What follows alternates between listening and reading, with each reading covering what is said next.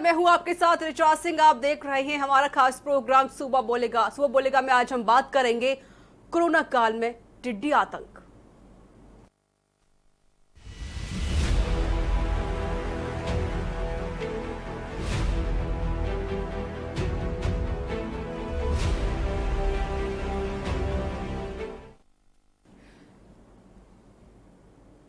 अभी जब पूरा देश अपनी पूरी ताकत झोंककर कोरोना वायरस से उपजी महामारी का मुकाबला करने में लगा हुआ है, तो तब टिड्डी दलों के हमलों ने कुछ इलाकों की परेशानियों को कई गुना बढ़ा दिया है। पाकिस्तान से चला टिड्डी दल भारत के मध्य प्रदेश, उत्तरी गुजरात, राजस्थान और यूपी के कुछ इलाकों में कोहराम मचा रखा है, जिसकी वजह से किसान परेशान हो रहे हैं।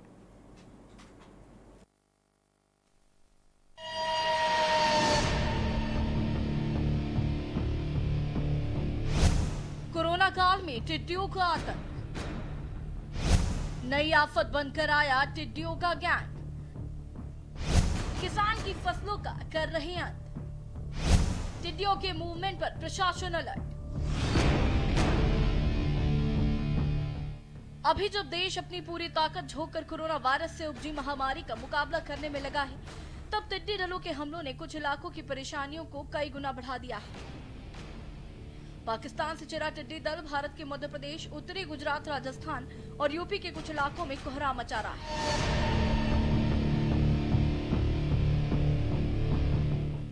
टिड्डियों के आतंक से किसान परेशान हैं। झांसी जिले के बाहरी इलाकों में टिड्डियों के झुंड से के अचानक मूवमेंट ने जिला प्रशासन को अलर्ट पर ला दिया है।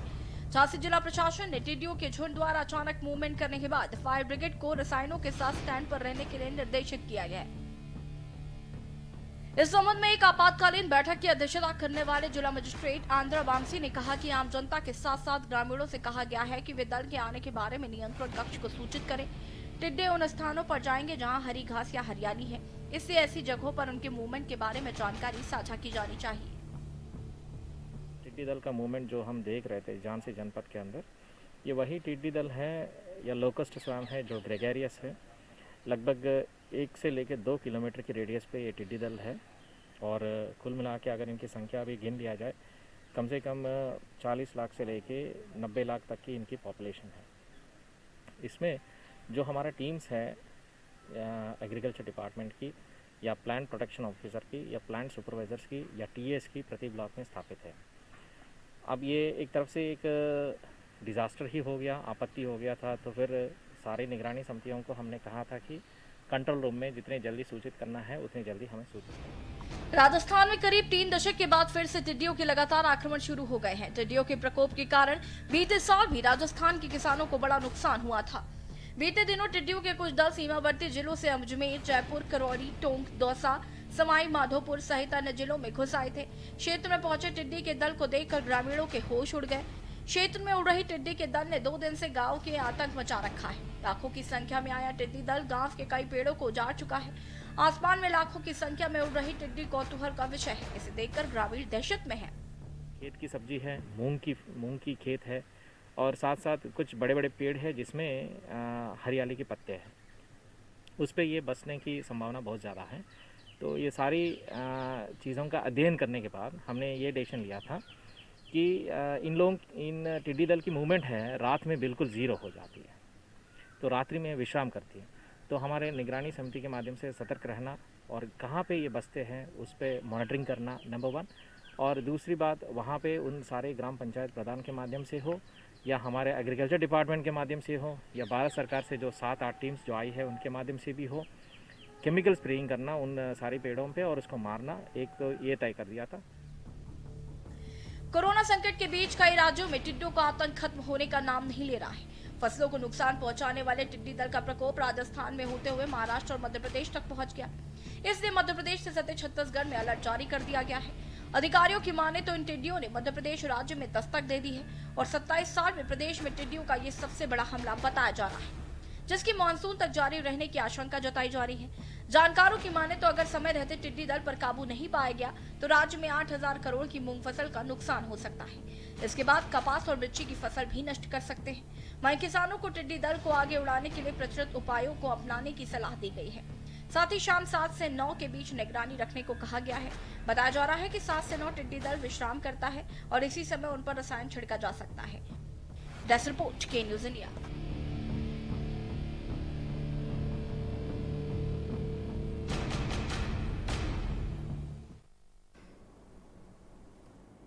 तो कोरोना काल के बीच यहाँ पर टिड्डियों का आतंक देखने को मिला है और इसी खबर पर हमारे साथ डॉक्टर DR सिंह हमारे साथ जुड़े हुए हैं, हेड एंटोमोलॉजी CSA। सर, आपका बहुत बहुत स्वागत है पहले के न्यूज़ में। और हमारे साथ जुड़े हुए हैं झांसी से कुलदीप अवस्थी। तो सर, पहला मेरा सवाल आपसे रहेगा, जिस तरीके से लगातार आंकड़े बढ़ते जा रहे हैं, कोरोना वायरस से लोग परेशान भी हो रहे हैं, इस बीच टिड्डी का आतंक यहाँ भारत में प्रवेश कर चुका है, इसको लेकर किसान भी काफी परेशान हो रहे हैं। तो पहले मैं आपसे टिड्डी के बारे में जानना चाहती हूँ, ये कीड़ा कैसा होता है और किस तरीके से नुकसान पहुंचाता है ये फसलों को? जी, जब मैं आप बताऊं, ये कीड़ा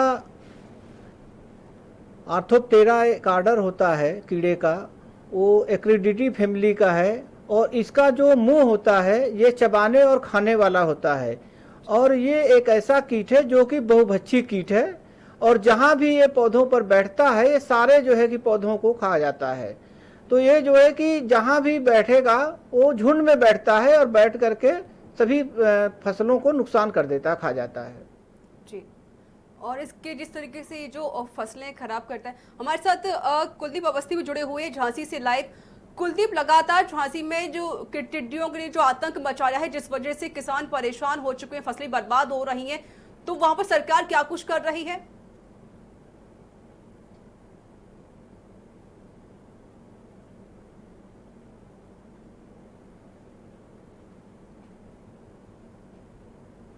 देखिए, सबसे पहले कोरोना महामारी, उसके बाद लॉकडाउन और उसके बाद लाखों मजदूरों का झांसी होते हुए उत्तर प्रदेश लौटना और उसके बाद ये टिड्डियों का आतंक। वाकई झांसी के अंदर पिछले कुछ दिनों से जो समस्याएं खड़ी हो रही हैं वो बहुत ज्यादा परेशान करने वाली है।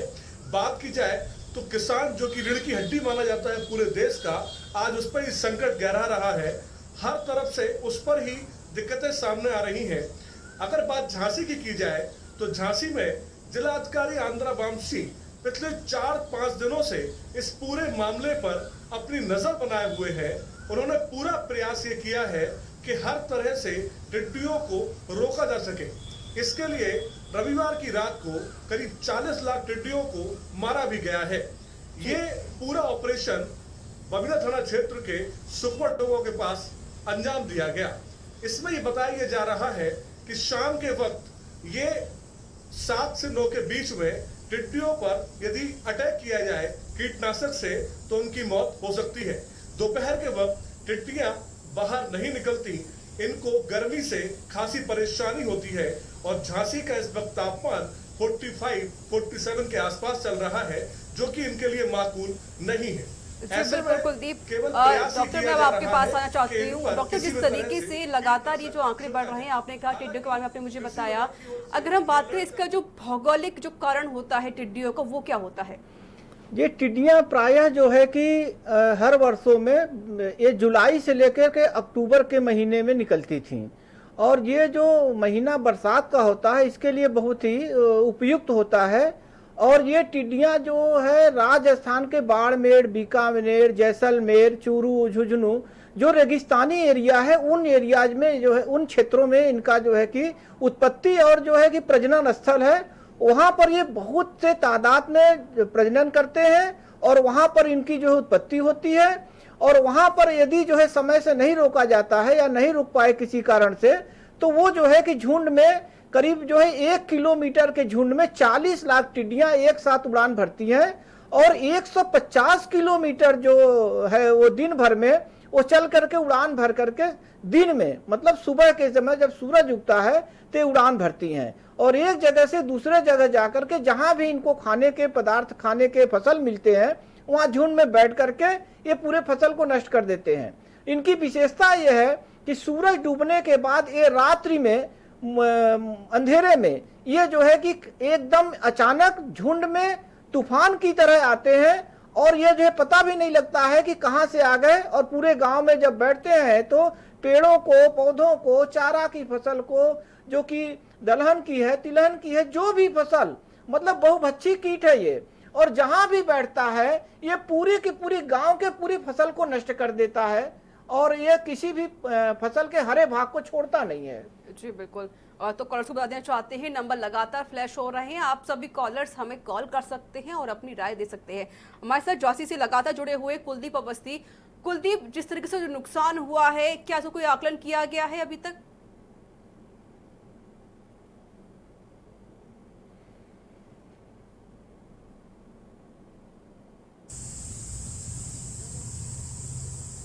देखिए, अभी जो नुकसान हुआ है वो नुकसान हुआ है बलुआ सागर के किसानों का, और इसमें आकलन किया जा रहा है कि यदि इनका नुकसान 30% से ज़्यादा हुआ है तो इनको मुआवजा पूरी तरह से दिया जाएगा, इसका आकलन किया जा रहा है। और इसके अलावा जो और क्षेत्र है, अब ये प्रयास पूरी तरह से ये है कि हम इससे बच सकें। इसका सीधा टारगेट वहाँ होता है जहाँ पर नदी है, झील है या हरियाली है, ये वहाँ अटैक करता है जाके। तो ऐसे इलाकों को साउंड सिस्टम के माध्यम से पूरी तरह से कवर किया गया है, और कंट्रोल रूम बनाकर ये प्रयास किया जा रहा है कि यदि इनको देखा जाए तो तुरंत इसकी जानकारी जो कंट्रोल रूम पर दी जाए और उसके बाद यहाँ पर तुरंत कार्रवाई हो सके। इसके लिए पूरी तरह से जो कीटनाशक है वो जो टीम है वो तैयार है, और यहाँ पर एसडीएम्स को लगाया गया है कि वो ग्राम प्रधान से संपर्क में आके पूरी तरह से इस पर निगाह बनाए रखें, क्योंकि ये बहुत बड़ी संख्या में एक साथ आते हैं। हालांकि अभी 40 लाख टिड्डियों को मारा गया है, बावजूद इसके आज एक बहुत बड़ा दल झांसी आने की तरफ अग्रसर था, जिसका हालांकि अभी कोई पता नहीं चल पाया है, लेकिन अलर्ट पूरी तरह से जारी है। जी बिल्कुल। डॉक्टर, जिस तरीके से हमारे संवाददाता ने बताया कि लगातार अलर्ट जारी भी कर दिया गया है और पूरी सावधानी बरती जा रही है, क्योंकि झांसी में काफ़ी नुकसान हुआ है फसलों को। तो मेरा एक सवाल ये भी रहेगा कि ये जो अगर एक टिड्डी की हम बात करते हैं तो कितना नुकसान पहुंचा सकता है फसल को?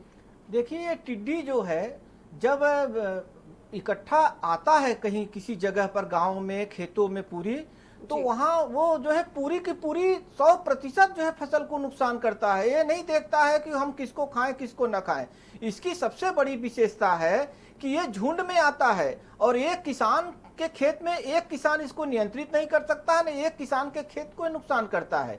जब ये आता है झुंड जो है, तो इसमें जो है कि हमने आपको बताया कि 1 किलोमीटर का अगर झुंड है तो इसमें 40 लाख कीड़े एक साथ हो सकते हैं। तो जब इतने कीड़े एक साथ बैठते हैं तो इनको जो क्षति की प्रकृति है, ये पूरी की पूरी 100% फसल को जो है नुकसान कर देती है। तो उस अवस्था में तो अगर ये नुकसान करता है तो फसल तो पूरी गांव में कुछ भी नहीं बचती है, सब खत्म कर देते हैं, चाहे वो पेड़ हो, चाहे पौधे हो, चाहे फसल हो।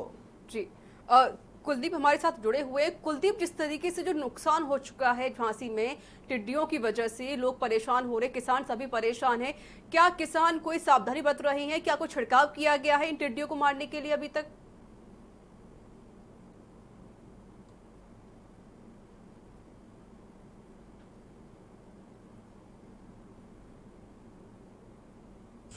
देखिए, सबसे बड़ी दिक्कत यहाँ पर ये आती है कि जो टिड्डियाँ जहाँ पर हैं और इनको रात को शाम के वक्त, मतलब ये रात को आप विश्राम करती हैं, उसी वक्त इन पर अटैक किया जा सकता है।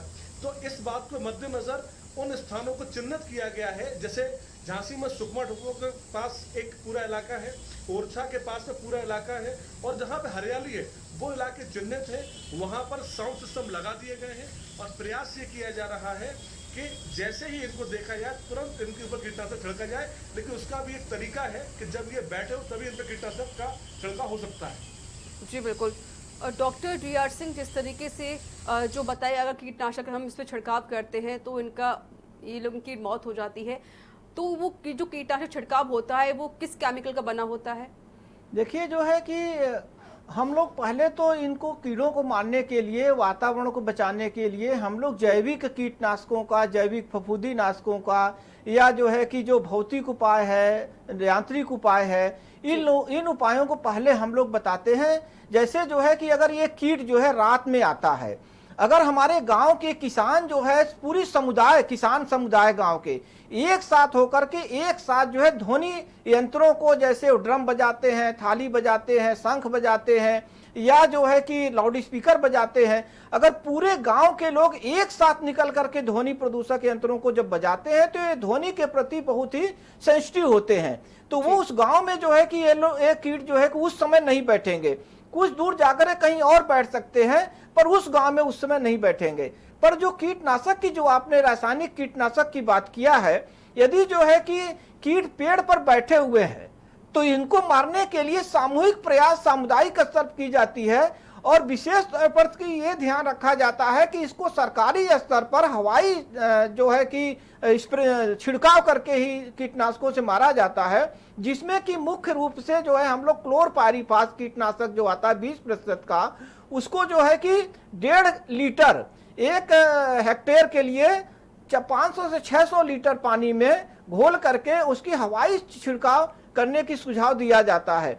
यदि क्लोरपाइरीफास उपलब्ध नहीं है तो मैलाथियान कीटनाशक आता है 50% इसी का, ये 1.5 से 2 लीटर कीटनाशक 50% का 500 से 600 लीटर पानी में घोल करके इनके शरीर पर पड़ना चाहिए, जहां ये बैठते हैं उस पर पड़ना चाहिए, जहां पत्ते पर बैठे वहां पड़ना चाहिए। बिल्कुल डॉक्टर, तो हम इनको नियंत्रित कर सकते हैं। बिल्कुल इसको नियंत्रित कर सकते हैं। हमारे साथ कॉलर जुड़े हुए हैं, संजय है देहरादून से। संजय जी, राय रखिए अपनी। हाँ मान्यवर, मैं ये कहना चाहूंगा, ये 4 या 5 राज्यों में टिड्डियों का आक्रमण चल रहा है और ये फसलों को बहुत नुकसान पहुंचा रहे हैं, ये किसी से छुपा नहीं है। क्यों नहीं हम ऐसा करते कि अनमैन्ड हेलीकॉप्टर या जो बगैर पायलट के हेलीकॉप्टर स्प्रे करें कुछ ऐसे कीटनाशकों का जो पूरे वातावरण में फैले, क्योंकि 4-5 स्टेट में है तो इससे मूल्य भी कम आएगा। और केंद्रीय कृषि मंत्रालय को इस पर पहल करनी चाहिए, क्योंकि ये तो जो है एक जगह थाली बजाना इससे तो कुछ मीटर या कुछ फासले पर ही फर्क पड़ेगा। संपूर्ण देश में है ये, क्योंकि उत्तर भारत में ये इसका पाकिस्तान से आया। मुझे पता नहीं कि भाई इसका क्या केमिस्ट्री है, क्या रसायन है इसका, थोड़ा जरा इसका रसायन थोड़ा ये माननीय जो डॉक्टर साहब आरजे सिंह जो DR सिंह जी जो बैठे ये बताएंगे। धन्यवाद जी, बहुत बहुत शुक्रिया। आप सभी कॉलर्स भी हमें कॉल कर सकते हैं, नंबर लगातार फ्लैश हो रहे हैं, आपकी जो भी राय है इस खबर पर आप हमें दे सकते हैं। कुलदीप भी हमारे साथ लगातार जुड़े हुए हैं। कुलदीप, क्या सरकार ने कोई अभी पहल की है, क्या ड्रोन के माध्यम से कोई निगरानी रखी जा रही टिड्डियों पर?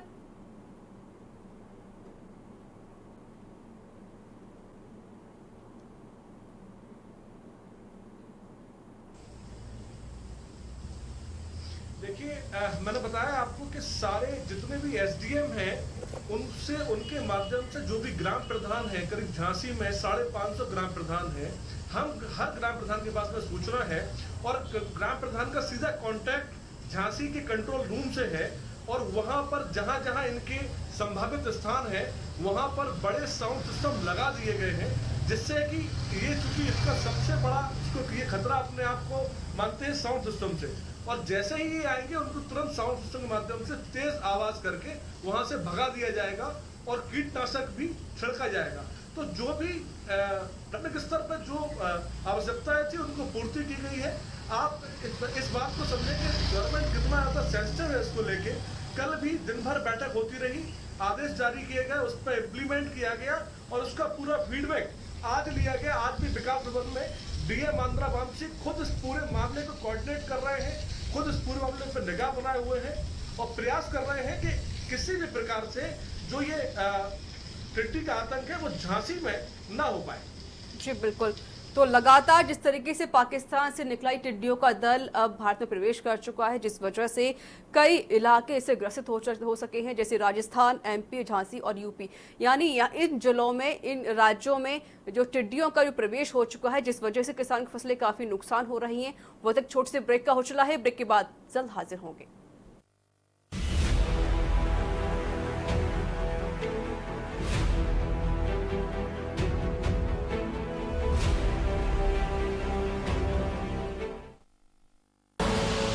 आप देख रहे हैं के न्यूज, खबरों का सारथी। खुदी को आजमाया है तो ये अंदाज आया है, खुदी को आजमाया है तो ये अंदाज आया है। तुम में भी मैं हूं, शुद्ध प्लस पान मसाला। Mount Litra Z School, Unnao, #1 in academics, #1 in sports, best teachers, best result, smart classroom, best transport facility, world class infrastructure के साथ Mount Litra Z School, Unnao। आप देख रहे हैं के न्यूज, खबरों का सारथी।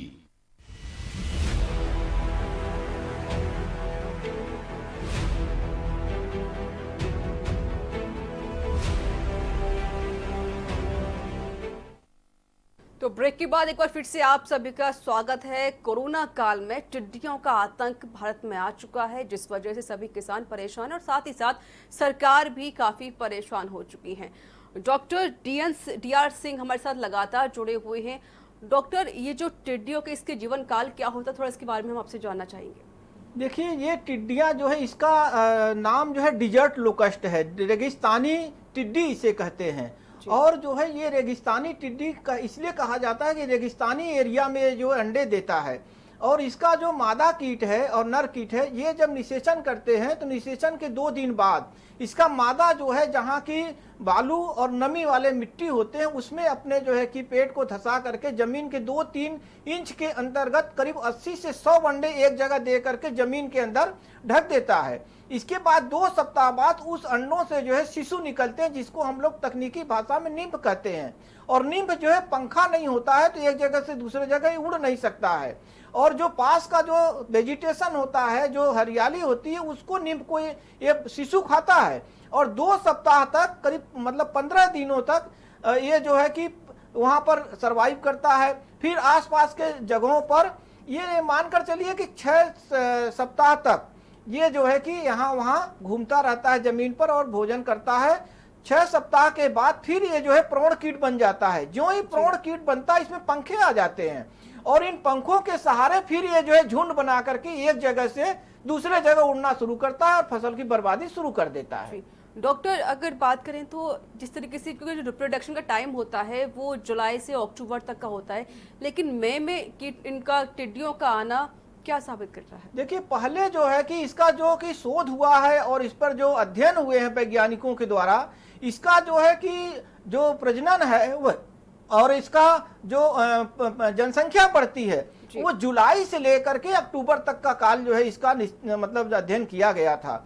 लेकिन इस साल जो है ये अप्रैल और महीने के समय जो ये ब्रीडिंग करके ये आया है, ये जो है इसका कारण अभी पता लगाना होगा कि क्या ये जो है कि जो मौसम उसको सपोर्ट किया, प्रकृति उसको सपोर्ट किया, क्या वहाँ पर बारिश जल्दी हुई, बारिश होने के वजह से जो है कि ये अंडे देना शुरू कर दिए और अंडे से जो है कि बच्चे निकलना पूर्व मौसम से, मतलब कि बरसात से पहले आना इसका जो है कि प्रकृति में यह एक जो है कि बहुत ही आश्चर्यजनक है इस साल के लिए। और इस पर अभी जो है कि वैज्ञानिक को शोध और जो है अध्ययन करना होगा कि ये अप्रैल और मई और गर्मी के महीने में इतनी तादाद में निकल करके आए हैं, यह एक शोध का विषय है। जी बिल्कुल, हमारे साथ कुलदीप भी जुड़े हुए। कुलदीप, जिस तरीके से जो झांसी में नुकसान हुआ है, फसलों, किसान भी परेशान हो रहे हैं, क्या आपकी किसी से बातचीत हो पाई, किसी किसान से?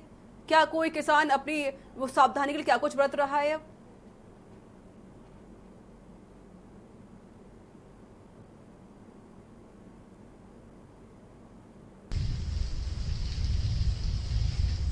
देखिए, अभी सबसे बड़ी प्राथमिकता ये है कि इन टिड्डियों के आतंक को रोका जाए और यहाँ पर जो किसानों को नुकसान हुआ है उसका आकलन यहाँ की जो सरकारी अमला उसने शुरू कर दिया है। और किसान अब ये प्रयास कर रहे हैं कि उनके आसपास के जो लोग हैं वो एक साथ आ पाए और सारे ये अब जो टिड्डियों का और नुकसान ना बढ़ पाए। तो हालांकि अभी गवर्नमेंट का सीधा कहना है कि जिन लोगों का भी नुकसान 30% से ज्यादा हुआ है उनको मुआवजा दिया जाएगा। ये पूरी गाइडलाइन जारी है और इस पर काम किया जा रहा है। किसानों के नुकसान का आकलन किया जा रहा है, लेकिन प्राथमिकता अब भी वही है कि किसी भी तरह से इस नुकसान को बढ़ा ना हो पाए और इस नुकसान को यही रोकते हुए टिड्डियों को मार दिया जाए या उनको यहाँ से भगा दिया जाए। जी, क्या कुलदीप किसान भी तरफ से कोई सावधानी बरत रही हैं? कोई जैसे बताया कि अगर ध्वनि की जाती है तो ये टिड्डियां भाग जाती हैं, क्या कुछ किसान ऐसा कुछ कर रहे हैं अभी वहां पर?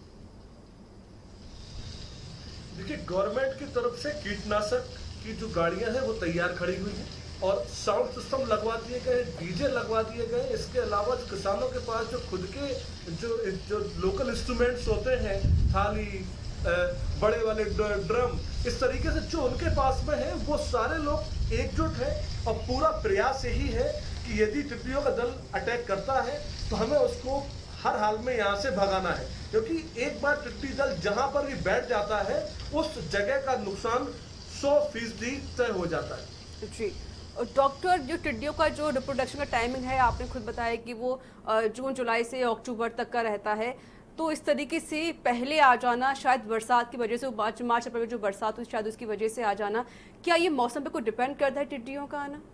देखिए, टिड्डियों का वो आना वातावरण में ये पूरी तरह से जो है प्रकृति पर आधारित है, मौसम पर आधारित है। दो तरह के कीट एक ही तरह के लगते हैं। एक को हम लोग कहते हैं टिड्डी दल, दूसरे को कहते हैं टिड्डा। टिड्डा भी बरसात के समय में ही आता है, अभी इस समय नहीं आया है। जब बरसात होगा उस समय, जब ज्वार, बाजरा, मक्का ये सब बोए जाते हैं, जब वो खड़े होते हैं खेत में, तो टिड्डा आता है। टिड्डा जो है इसी तरह का होता है, लेकिन वो संख्या में 1, 2, 4 खेतों में होते हैं। और जो है ये टिड्डी जो होती है, इनकी लाखों की संख्या में होती है और इनकी भी प्रजनन वृद्धि का पूरा जो है संबंध मौसम से, प्रकृति से है। अगर जो है कि मौसम जो है बरसात का है, मिट्टी नमी युक्त है, तो नमी युक्त मिट्टी में, बालू में अंडे देते हैं। और बरसात का समय जो है इनके जो प्रजननी है, जो इनकी उत्पत्ति जनसंख्या में है, वो ज्यादा मददगार होती है टिड्डी के बढ़वार में। जी, लेकिन डॉक्टर, अगर इस पर कुछ नियंत्रण पाना हो तो कैसे हम उसका नियंत्रण कर सकते हैं इस टिड्डियों पर? देखिए, जो है कि टिड्डियों के नियंत्रण के लिए भारत सरकार ने जो है कि बहुत बड़ी जो है कि ऑर्गेनाइजेशन, जो संगठन बनाया है, जो टिड्डी नियंत्रण संगठन है। और वो जो है कि 10 जो सर्किल ऑफिसेज हैं, राजस्थान में, गुजरात में, 8 राजस्थान में है, 2 गुजरात में है। ये जो टिड्डी नियंत्रण संगठन है और टिड्डी जो लोकस्ट वार्निंग ऑर्गेनाइजेशन है, ये सब जो है कि संगठन जो काम कर रहे हैं भारत सरकार के, वो जो है कि सदैव 12 महीने 24 घंटे ये लगातार जो है कि वो सर्वेक्षण करते रहते हैं कि टिड्डी दल कहाँ पर बन रहा है, कहाँ पर अंडे दे रहा है, जिससे उसको समसामयिक उसको नष्ट किया जाता है।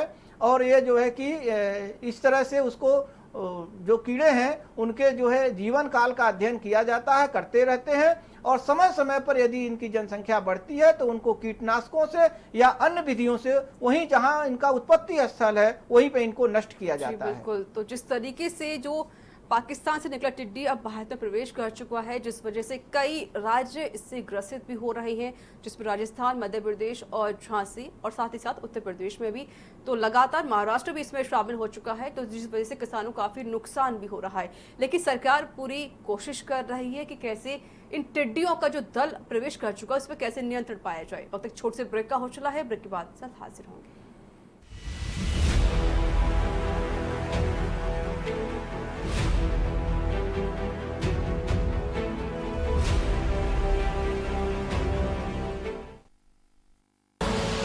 आप देख रहे हैं के न्यूज, खबरों का सारथी। खुदी को आजमाया है तो ये अंदाज आया है, खुदी को आजमाया है तो ये अंदाज आया है। तुम में भी मैं हूं, शुद्ध प्लस पान मसाला। मुद्दा एक, बहस एक, नतीजा क्या होगा? कोरोना से तो बचेंगे, पर तरीका क्या होगा? अड़ी का मंच, कोरोना पर जबरदस्त पंच, देश के दिग्गज बताएंगे वायरस को कैसे हराएंगे। अड़ी, क्योंकि हमें है देश की पड़ी। शाम 6 बजे TV9 भारतवर्ष, अब तो सब देख रहे हैं। आप देख रहे हैं के न्यूज, खबरों का सारथी।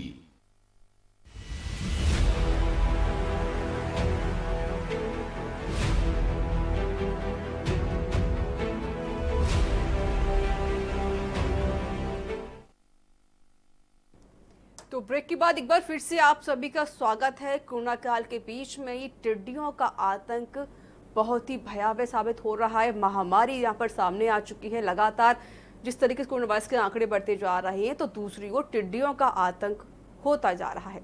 हमारे साथ एक कॉलर जुड़े हुए हैं। झांसी से शेख जी सवाल अपनी राय रखें।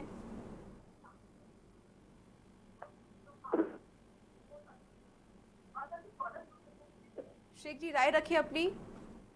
आप जिस व्यक्ति से बात, चलिए फिर से आप संपर्क कर सकते हैं, नंबर लगातार फ्लैश हो रहे हैं। आप सभी भी कॉलर्स हमें कॉल कर सकते हैं और अपनी राय रख सकते हैं।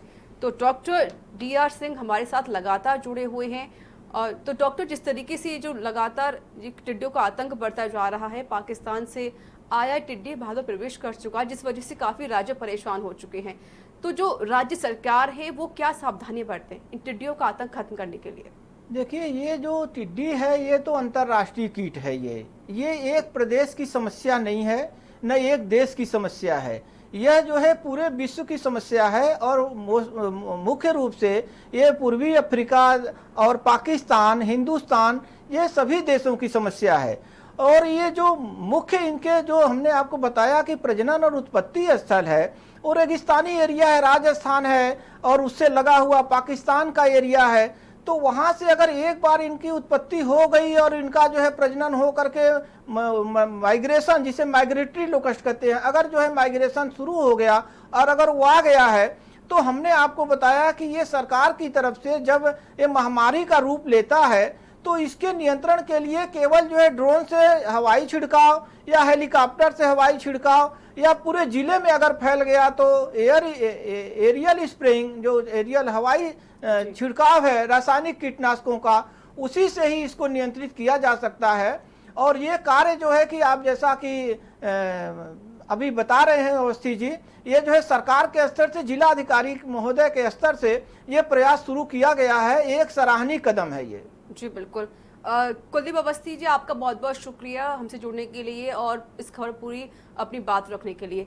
तो डॉक्टर, जो रासायनिक कीटनाशक होते हैं वो कितने प्रकार के होते हैं, और स्पेशली इस जो टिड्डे को खत्म करने के लिए किस रासायनिक कीट का हम यूज करें? देखिए, जो है कि रासायनिक कीटनाशक जो कई तरह के होते हैं। एक जो है कि होता है तांत्रिकी विष होता है। तांत्रिकी विष जो कि उसके पौधे के सिस्टम में पहुंच जाता है, फिर पौधे को, पत्तियों को कीट खाते हैं तब मरते हैं। एक होता स्पर्श विष, जिसे हम लोग कांटेक्ट विष कहते हैं, रसायन कहते हैं। जैसे अगर आप जो है कि पत्तियों पर छिड़काव करते हैं, आप उसके टिड्डी के ऊपर पड़ता है तो जो है वो मर जाते हैं। जैसे मैलाथियान है, ये स्पर्श विष है। अगर मैलाथियान को हम 50% इसी को, और ULV भी आता है 96% का, और 50% इसी का 1.5 से 2 लीटर प्रति हेक्टेयर के हिसाब से 500-600 लीटर पानी में घोल करके, जितनी एरिया में लगभग अगर अटैक कर रहा है तो उसके हिसाब से प्रति हेक्टेयर की दर से 1.5 से 2 लीटर मैलाथियान 50% की मात्रा 500 से 600 लीटर पानी में घोल करके यदि इन टिड्डी दल के ऊपर छिड़काव करते हैं तो ये टिड्डी दल जो है आसानी से मारे जा सकते हैं। इसके साथ ही साथ क्लोरपाइरीफास 20% का जो 20 EC आता है, उसको जो है कि करीब 1 लीटर और 1 से 1.5 लीटर तक की मात्रा 500 से 600 लीटर पानी में घोल करके इन टिड्डी दलों को ऊपर पौधों पर रात्रि के समय अगर है तो रात्रि के समय छिड़काव करना पड़ेगा, और तभी जो है कि इस कीट को नियंत्रित किया जा सकता है। जी बिल्कुल। डॉक्टर, क्या ये टिड्डी फसलों के अलावा इंसान को कोई नुकसान भी पहुंचा सकती है? देखिए, ये कीट जो है कि ये फाइटोफेगस का मतलब जो है कि ये पौधे को खाते हैं। ये जो है मनुष्य को नहीं खाते हैं। इनका जो प्रकृति है, ये प्रकृति जो है कि पौधों को खाने का है। तो पौधों के सिवाय जो है ये किसी भी और जंतु को, जानवर को, पशु को, पक्षी को, आदमी को, ये इनसे किसी तरह की कोई और बीमारी फैलने की आशंका नहीं रहती है। लेकिन हाँ, ये जो है कि अगर एक जगह कहीं मरते हैं, मार करके अगर पब्लिक प्लेस पर छोड़ दिए जाते हैं, तो हो सकता है कि इनसे कोई जो है कि गंदगी की वजह से वायरस है, बैक्टीरिया है, उससे उत्पन्न होकर जो है नुकसान कर सकता है। जी बिल्कुल। तो डॉक्टर, ये जो रासायनिक कीट आपने मुझे बताया, इसके बारे में बताया, और साथ साथ आपने ये भी कहा कि ध्वनि होती है तो इसके द्वारा भी ये जो टिड्डियां हैं वो भाग जाते हैं। अगर मान लो कोई किसान गरीब तबके का है और अगर उसकी फसल बर्बाद हो रही है, तो वो ऐसा क्या यूज करे जिस वजह से वो टिड्डियों को भगा सके और अपनी फसलों को बचा सके? देखिए, एक किसान का जो हमने आपके बात किया है, यह कीट एक ऐसा जो है कि कीट है, ये आपदा, प्लेग होता है ना, आपदा की तरह ये कीट हो जाता है, उत्पन्न समस्या करता है। तो जब आपदा फैलती है, जो प्लेग फैलता है, आपदा आ ही जाती है, महामारी का रूप ले लेता है, तो बहुत मुश्किल होता है। एक व्यक्ति किसी चीज को उसकी सुरक्षा कर सके, ये बहुत मुश्किल होता है। इसकी नियंत्रण के लिए सामूहिक रूप से, सामुदायिक रूप से पूरे गांव के पूरे क्षेत्र को जब तक नहीं जो है कि छिड़काव किया जाएगा, तब तक एक किसान के बस की बात नहीं है कि इसको नियंत्रित कर सके। जो है अगर अपनी थोड़ी बहुत 1-2 हेक्टेयर जमीन है तो वो 24 घंटे दिन से रात तक बैठ करके वही जो है कि भगाने के लिए ध्वनि यंत्रों का जो है प्रयोग कर सकता है, उससे उसके खेत में नहीं बैठेंगे। और बाकी अगर वो दवा छिड़कना चाहता है तो दवा तो छिड़क सकता है अपने खेत में, पर एक खेत में उसका बचाना अकेले के लिए बड़ा मुश्किल होता है। जब वो बैठते हैं तो पूरा खाते हैं गांव के। जी, और डॉक्टर, संयुक्त राष्ट्र के मुताबिक 2003 से 5 के बीच में अफ्रीका में काफी नुकसान हुआ था, यानी कह सकते हैं कि शायद $2.5 अरब का नुकसान हुआ था। तो इतना बड़ा नुकसान ये टिड्डियां कर देती हैं, तो क्या भारत में भी इस एक महामारी अंदर भारत में आ चुकी है? देखिए, जो है कि वैज्ञानिकों ने जो अपनी अनुमान व्यक्त किया है और जो ये कीट की खाने की प्रकृति है और इसकी जो है कि नुकसान करने की जो क्षमता है, उस क्षमता को देखते हुए यदि जो है कि अगर ये कीट प्रवेश कर गया लाखों करोड़ों की संख्या में, तो निश्चित ही है कि हमारे खाद्य सुरक्षा के लिए एक चुनौती हो सकती है। जी, और डॉक्टर, क्या एक टिड्डी इंसान अपने वजन के बराबर भी से ज्यादा खाती है? देखिए, जो है कि ये कीट जो है कि ऐसा नहीं है कि अपने बदन के उससे खाती है। ये जो कीट हैं, ये जो है कि जितना मतलब कि जितना वजन है उसके बराबर केवल खाएंगे ऐसा नहीं है। ये तो जितना उनको भूख लगेगा उतना जो है वो खाएंगे। जी, तो कह सकते हैं कि बहुत बड़ा नुकसान ये किसानों करती हैं। तो इसके लिए और क्या कुछ सावधानी बरत सकते हैं? सावधानी के लिए जो हमने आपको बताया है, सावधानी के लिए अब वो किसान को वही हमने बताया कि केवल जो है ध्वनि विस्तारक यंत्रों का प्रयोग कर सकते हैं। और वो एक जगह बैठते हैं तो हो सकता है उनके गांव में न बैठे, दूसरे गांव में चले जाएंगे जो है ये। पर अब इसके अतिरिक्त जो है कि ऐसी कोई सावधानी नहीं। सावधानी ये इसमें बरता जाता है कि किसान जो है सदैव अपने खेतों की निगरानी रखें कि जो है कि आपके गाँव में कब जो है कि ये आ रहे हैं, ये प्रशासन की मदद से स्वयं ये निगरानी रखना बहुत जरूरी है कि ये कीट कब आकर के रात में बैठ जा रहे हैं।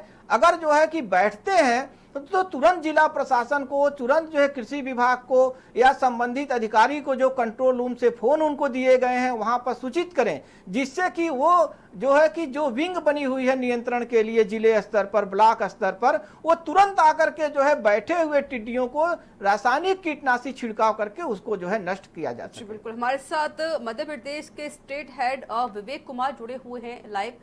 विवेक जी, जिस तरीके से टिड्डियों का प्रवेश हो चुका है मध्य प्रदेश में भी और किसान काफी परेशान हो रहे हैं, तो सरकार क्या कुछ सावधानी बरत रही है?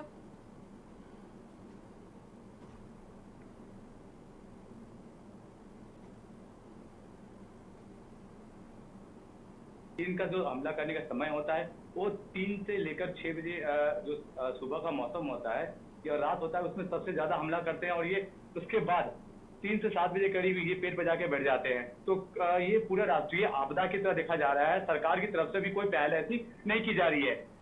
ये ऐसा हर साल होता है कि टिड्डी दल आते हैं और लाखों करोड़ों रुपए का जो अनाज होते हैं, किसानों का मेहनत का जो फल होता है, वो चटकटे चले जाते हैं। तो कहीं न कहीं प्रशासन को भी सोचना चाहिए, जो रासायनिक छिड़काव किया जाता है उस रासायनिक छिड़काव को समय समय पर करवाते रहना चाहिए। और अभी जैसा कि टिड्डी दल को भगाने के लिए ध्वनि और रासायनिक छिड़काव का बहुत जरूरी है। इसी मुझे अभी कुछ दिन पहले 24 से 25 के करीब जो यहाँ कृषि मंत्री कमल पटेल, उन्होंने भी दौरा किया था हरदा जिले में। हरदा जिले में करोड़ों रुपए का मूंगफली टिड्डियों ने खा गए थे। तो कहीं कहीं प्रशासन इस चीज में विफलता नजर साफ दिख रहा है। आपको समझना चाहिए, प्रशासन को भी समझना चाहिए सबको, कि एक राष्ट्रीय आपदा है। आने वाले दिनों में अगर ऐसा रहा तो जो अन्नदाता है किसान, उनके ऊपर बहुत ही बोझ आने वाला है। जी बिल्कुल, हमारे साथ एक कॉलर जुड़े हुए हैं, परवेज है। परवेज जी, राय रखिए अपनी। परवेज जी, राय रखिए। चलिए, आप हमें फिर से कॉल कर सकते हैं, अपनी राय रख सकते हैं। विवेक जी, आपने कहा कि जिस तरीके से राष्ट्रीय आपदा यहाँ पर प्रवेश कर चुकी है भारत में, सरकार ने कोई कदम क्यों नहीं उठाया है अभी तक?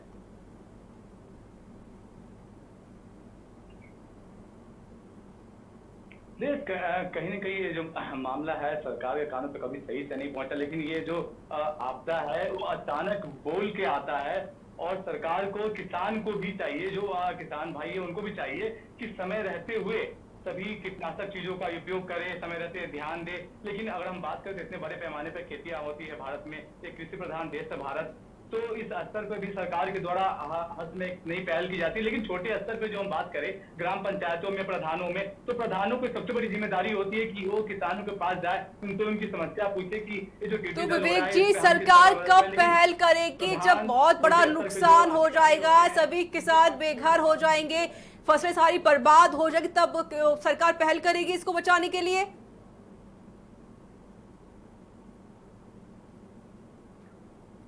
जी देखिए, मध्य प्रदेश की बात करें तो मैं यहाँ तो मध्य प्रदेश सरकार मंत्रिमंडल के गठन में लगा हुआ है, उनके पास खुद अपनी व्यवस्था नहीं हो रही है, ना अपना कुछ पहल हो रहा है, तो उनके पास एक भी ऐसा सुचारू रूप नहीं है।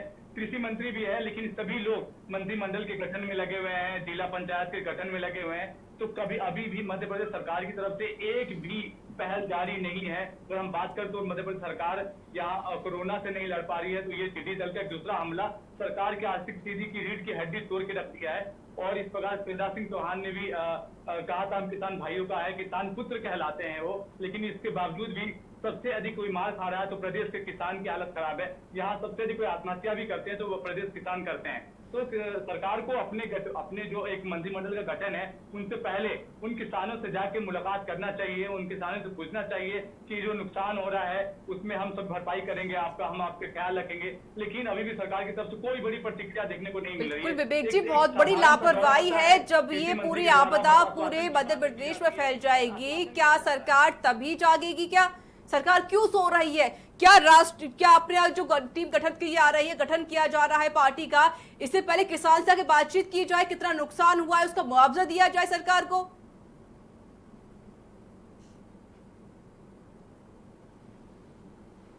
जी एकदम आपने सही बोला है। यहाँ की जो सरकार है, मध्य प्रदेश सरकार है, अभी ऐसा लगता है उनके कामकाज से ये देखने को मिला कि वो सोए हुए हैं। उनका पूरा ध्यान अभी मंत्रिमंडल के गठन पे है, किसी प्रकार की कोई भी पहल नहीं की जा रही है कि हमारे जो अन्नदाता है, जो हमारे भारत की, जो हमारे प्रदेश मध्य प्रदेश की जो रीढ़ की हड्डी माने जाते हैं, अगर हम उनकी सुविधा का ख्याल नहीं रखेंगे तो आने वाले दिनों में जो अनाज है वो उनकी शॉर्टेज हो जाएगी, महंगाई बढ़ जाएगा और आर्थिक स्थिति मध्य प्रदेश की तो अभी से बहुत बुरी हालत है, राष्ट्रीय खजाना भी खाली है। और हम किसान के प्रति भी संवेदना नहीं रखते हैं तो आने वाले दिनों में मध्य प्रदेश को आर्थिक स्थिति में सबसे पीछे जाना पड़ेगा। लेकिन सरकार की तरफ से कोई पहल नहीं की जा रही है।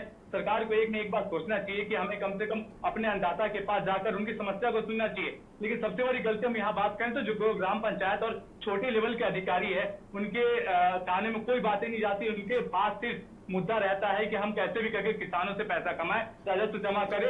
लेकिन सरकार अपना पूरा ध्यान अभी केंद्रित मंत्रिमंडल की तरफ किए हुए हैं। आप सरकार के राज्यपाल के पास जाते हैं, राज्यपाल से बातें करते हैं, राज्यपाल शिक्षा स्तर को लेकर भी आप एक बार पूरा मुद्दा बनाइए, सरकार एक टीम गठित कीजिए, आप किसानों के बारे में भी सोच सकते हैं। आपने सही बोला, कहीं की बहुत बड़ी लापरवाही है। अगर ऐसा लापरवाही लगातार चलता रहा तो मध्य प्रदेश सरकार को आर्थिक स्थिति के मामले में बहुत ही पीछे जाना पड़ सकता है और हमारे जो मध्य प्रदेश के किसान भाई है वो फिर से आत्महत्या करने पे आतुर हो जाएंगे।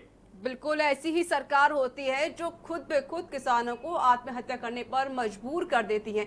जिस तरीके से जो आपने बताया विवेक जी कि सरकार ने अभी तक कोई सुध नहीं ली है कि किसान को क्या नुकसान हुआ है, किस वजह से किसान परेशान हो रहे हैं। जब नुकसान ही ज्यादा हो जाएगा, पूरी फसलें बर्बाद हो जाएंगी, तब जाके शायद ही सरकार जागेगी।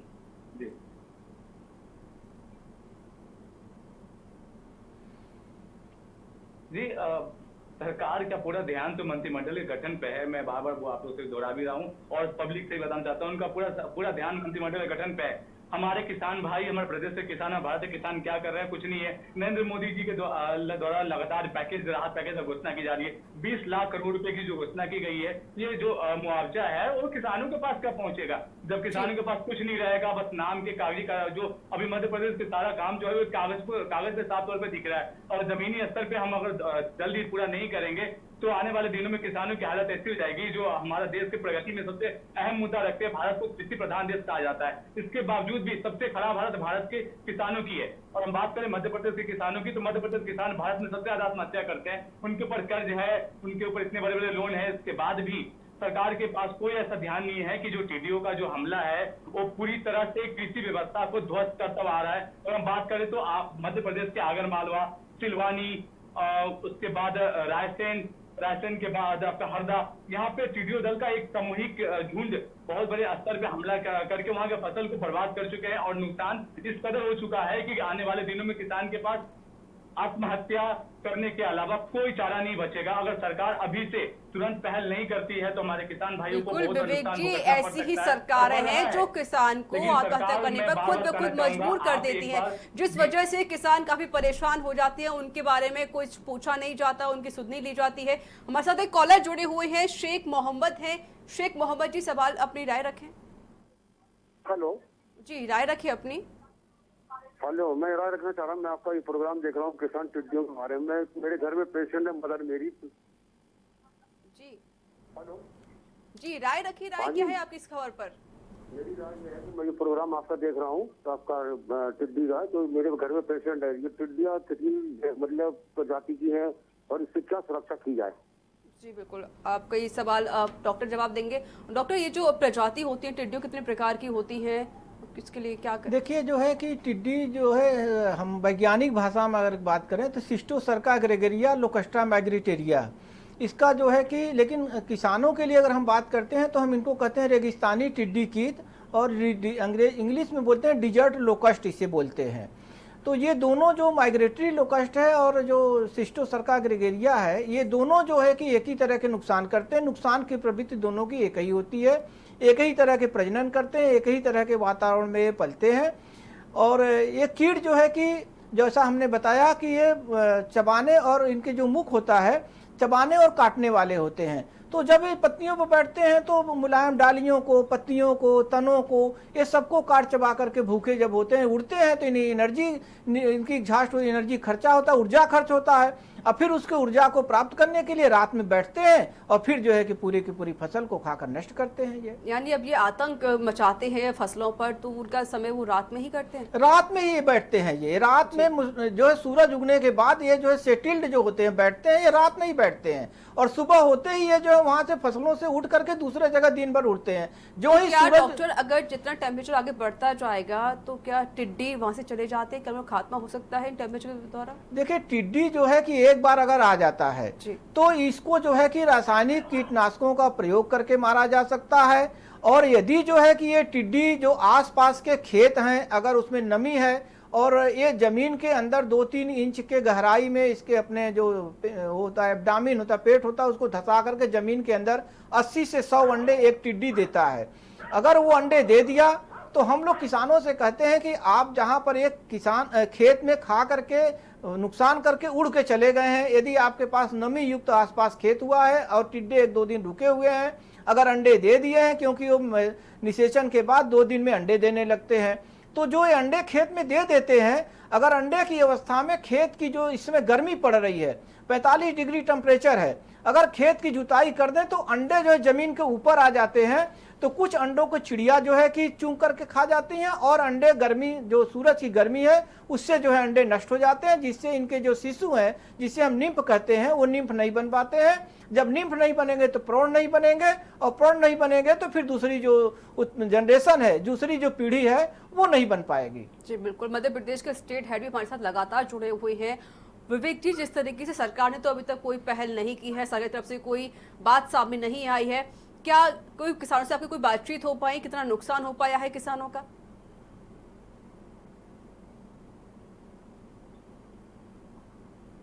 जी, अगर किसान की बात करें तो लाखों की संख्या में नुकसान का जो मुआवजा, नुकसान का जो रेट है वो लाखों के ऊपर पहुंच चुका है जी। और अभी हमारी बात हुई थी हरदा जिले के प्रमुख पंचायत से, उनका साफ तौर पे कहना है कि लाखों रुपए का नुकसान हो गया है और हम छोटे स्तर पर भी जाके इसकी जांच कर रहे हैं ताकि आने वाले दिनों में किसानों को इसका मुआवजा मिल जाए। लेकिन ये सिर्फ बातें, मैं बार बार कहना चाहूंगा, ये सिर्फ बातें कागजों पे दिख रहा है। अभी तक किसानों के पास किसी प्रकार कोई रासायनिक की छिड़काव के लिए कोई सामग्री नहीं पहुंचाया गया है, न कि कोई ऐसा इलेक्ट्रॉनिक, जैसे ध्वनि से भी ये जो टिड्डी होते हैं, ये ध्वनि और रासायनिक छिड़काव से भाग जाते हैं। इनका आने का सबसे समय होता है वो ठंड में आते हैं, ये रात को आते हैं और सुबह 7:30 बजे करीब यहाँ चले जाते हैं और फिर जाके दूसरी जगह जो जगह होते हैं जहाँ पे फसलें ज्यादा होती है, वहां पे जाके फिर फसलों को बर्बाद कर देते हैं। और सरकार को कम से कम एक बार उन पर ध्यान देना चाहिए, ताकि आने वाले दिनों में हमारे मध्य प्रदेश में या पूरे भारत में ये टिड्डियों का हमला दोबारा ना हो सके। बहुत बड़ी लापरवाही है, बहुत बड़ी गलती है यहाँ पर सरकार की। जब ये आतंक पूरे फैल जाएगा, क्या सरकार तभी जागेगी? विवेक जी, जो किसान है वो अपने स्तर पर क्या सावधानी बरत रहे हैं?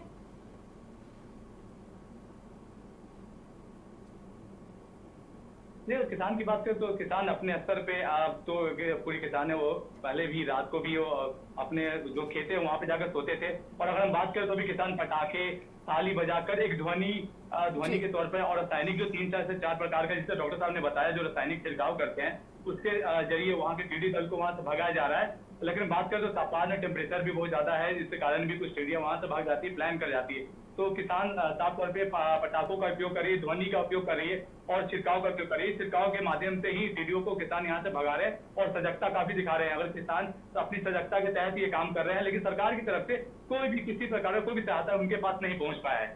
जी बिल्कुल। और डॉक्टर, आपने खुद बताया कि जो टिड्डियां का जो आवागमन होता है वो नमी वाले मौसम में होता है, तो लेकिन जिस तरीके से मई में तो काफी गर्मी हो रही है, टेम्परेचर 45 की ज्यादा पार हो रहा है, इसका टेम्परेचर 45, देखिए तो उसका खात्मा नहीं हो पा रहा? देखिए, इसका खात्मा जो है कि अब जब पॉपुलेशन, इसका जो जनसंख्या है, अगर उड़ करके एक जगह से दूसरे जगह आ गया तो ये जो है अपना जीवन काल तो पूरा करेगा। अब जैसे जो है कि इसका जीवन काल शिशु का 35 दिन है। जीवन काल की बात कही, इसका जीवन काल कितना होता है? इसका कुछ जीवन काल जो है कि करीब 60 से 70 दिन का कार्यकाल, अंडे से लेके शिशु से प्राण को मिला करके कह सकते हैं 3 से 6 माह तक इनका जीवन काल होता है। नहीं, 60 से 70 दिन केवल। 60 से 70 दिन में अंडे देने से प्राण बनने तक का जो इसका समय है वो 60 से 70 दिन का है, जिसमें जो है कि 2 सप्ताह तक अंडे में रहता है और करीब 4 सप्ताह से 5 सप्ताह तक जो है कि ये शिशु में रहता है और फिर 2 सप्ताह तक ये जो है प्राण में रहता है। अगर इसका टिड्डी का जो शिशु का अंतिम स्टार है उससे और प्राण में 15-20 दिन का अगर हो जाएगा तो अपने आप मर जाता है। लेकिन इस 15 दिन के बीच में तो जो है कि उसको खाने को चाहिए। जब 15 दिन के बीच में खाने को चाहिए तो खाने के लिए फसल पर बैठेगा, और जब फसल पर बैठेगा तो बैठ करके वो खा करके नुकसान करेगा। जी, हमारे साथ एक कॉलर जुड़े हुए लाल चंद्र हैं हरियाणा से। लाल चंद्र जी, राय रखिए अपनी। नमस्कार बहन जी। जी नमस्कार। हाँ, मैं डॉक्टर DR सिंह से पूछना चाहता हूँ कि ये इतने शिक्षित लोग हैं, ये वैज्ञानिक है, इसका राष्ट्रीय स्तर पर हल क्यों नहीं करते?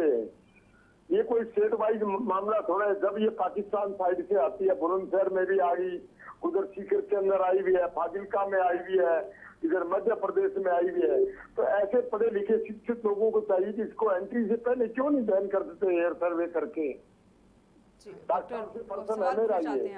देखिए, हम आपको ये बताना चाहेंगे कि भारत सरकार जो है कि इसमें बहुत ही महत्वपूर्ण भूमिका अदा करती है और कर रही है। हम आपको बताएं, हम लोग जैसे वैज्ञानिक हैं तो हम लोग जो है कि तकनीकी ज्ञान अपने जो है शोध के स्तर पर देते हैं, पर आपको बता दें भारत सरकार के द्वारा जो है लोकस्ट कंट्रोल ऑर्गेनाइजेशन और लोकस्ट वार्निंग ऑर्गेनाइजेशन ये सब बनाए गए हैं और भारत सरकार का बहुत बड़ा उपक्रम है जो कि टिड्डी नियंत्रण के लिए ही केवल कार्य करती है। और यदि जो है कि आप देखें तो ये जो है कि अंतर्राष्ट्रीय समस्या है, और अंतर्राष्ट्रीय समस्या में हम आपको बता दें कि ये हमारे देश से जो राजस्थान का एरिया है, बाड़मेर, बीकानेर, जैसलमेर, चूरू, झुंझुनू, ये एरिया है, इसके साथ ही साथ जो हमारे देश से लगा हुआ पाकिस्तान है, पाकिस्तान में भी जो है इसकी जो है टिड्डी की उत्पत्ति और प्रजनन स्थल है। इसके साथ ही साथ जो है कि पूर्वी अफ्रीका, जो हमारा अफ्रीका जो रेगिस्तानी क्षेत्र है, वहां पर टिड्डी जो है कि उत्पत्ति और प्रजनन के स्थल है। तो ये एक अंतर्राष्ट्रीय समस्या है, केवल हमारे देश की समस्या नहीं है। यदि जो है कि पाकिस्तान में टिड्डी दल जो है पनप गया, प्रजनन हो गया और वहां पर मान लीजिए जो है कि उसकी उत्पत्ति हो गई और वहां से जो है हमारे देश में आ गया, तो हम जो हमारे देश में आएगा तभी जो है कि हमारे देश के जो मशीनरी है, जो हमारा संगठन है, तो वो नियंत्रित करने के उपाय करता है और कर रहा है। जैसा कि अभी हमने देखा है कि झांसी जिले में जो कि हमारे जिला प्रशासन के जिलाधिकारी हैं, वो जो है कि सजग होकर के और जो है कि उसको नियंत्रित करवा रहे हैं, कर रहे हैं, जिसमें कि परगना अधिकारी और सारे प्रशासन के लोग लगे हुए हैं, तो वो तो सराहनीय कदम है जो कि झांसी में किया जा रहा है और समय पर किया जा रहा है। जी, और डॉक्टर, वो एक नेविस किट है जिसको किसानों का मित्र कहा जाता है, क्या ये जो नेविस किट है ये उसे खत्म नहीं कर सकता टिड्डे को? देखिए, जो कोई कीट है, ये जो कीट है, ये इस समय जो पैरासाइट पीडिएटर्स हैं ना, इतने ज़्यादा जो कि वातावरण टेम्परेचर का हाई होता है तो उसमें इतना कारगर हमारे देश में नहीं है।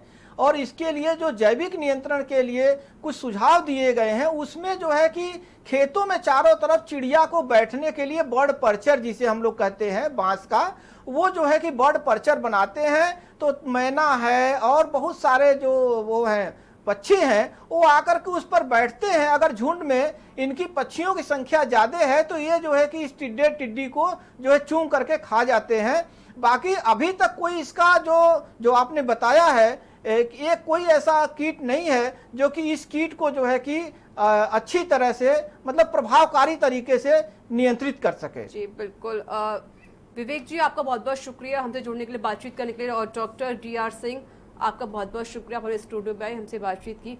तो लगातार जिस तरीके से जो उत्तर प्रदेश में भी इसका आंकड़ा बढ़ता जा रहा है, जहां पर उत्तर प्रदेश के कई जिले ऐसे हैं जहां पर टिड्डियों ने प्रवेश कर दिया है, तो भारत में पाकिस्तान से टिड्डी आ चुका है, जिस वजह से किसान परेशान हो रहे हैं। लेकिन अगर हम बात मध्य प्रदेश की करें तो मध्य प्रदेश की सरकार है वो अभी सोती हुई साफ तौर पर नजर आ रही है। एक बार के लिए सरकार को ये करना चाहिए कि जाके किसानों से बातचीत की जाए, क्या नुकसान हुआ है, किस वजह से किसान परेशान है। लेकिन यहाँ मध्य प्रदेश सरकार की बड़ी लापरवाही सामने आई है। तो इसी के साथ सुबह बोलेगा में इतना ही। फिर से होगी आपसे मुलाकात। नमस्कार।